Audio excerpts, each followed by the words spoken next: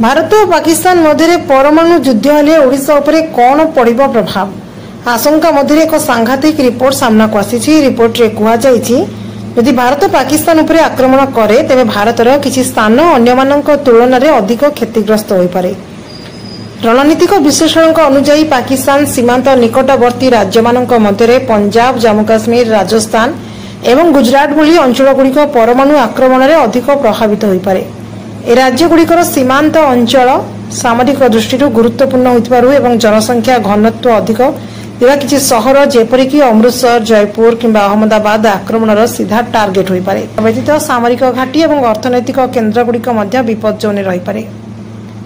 ଏହା କେବଳ ରଣନୀତିକ ଅନୁମାନ ଉପରେ ଆଧାରିତ। ପରମାଣୁ ଯୁଦ୍ଧର ପରିଣାମ ସମଗ୍ର ଦେଶ ପାଇଁ ଭୟଙ୍କର ହୋଇପାରେ। ସେପରି ଆଟାକରେ କେଉଁ ସ୍ଥାନ ନିରାପଦ ରହିପାରେ ସେ ନେଇ ମଧ୍ୟ ବଡ଼ ଆକଳନ କରାଯାଇଛି। ଏହି ସ୍ଥାନଗୁଡ଼ିକ ମଧ୍ୟରେ ଦିଲ୍ଲୀ, ମୁମ୍ବାଇ, କୋଲକାତା, ଚେନ୍ନାଇ ଭଳି ମହାନଗର ସହିତ छत्तीसगढ़, झारखंड, ओडिशा और उत्तर पूर्व राज्यमानक नाम उल्लेख करा जायछि। ए अंचलगुड़िकर भौगोलिक अवस्थिति, जनसंख्या घनत्व और सामरिक रणनीति आधार रे याकु निरापद बोली विवेचना करा जायछि। ओडिशा और उत्तर पूर्व राज्यमानकर अपेक्षाकृत कम जनसंख्या और सीमांतर दूरता याकु परमाणु आक्रमण सुरक्षित रखिपारे। तेबे विशेषज्ञ माने कहउछन्ति जे परमाणु युद्धर परिणाम अत्यंत भयंकर होई पारे। तेणु शांतिपूर्ण आलोचना और कूटनैतिक समाधान उपरे गुरुत्व देवा आवश्यक। ए रिपोर्ट सरकारी घोषणा नुहे और यह केवल रणनीतिक विश्लेषण उपरे आधारित। Bureau report, Shri news.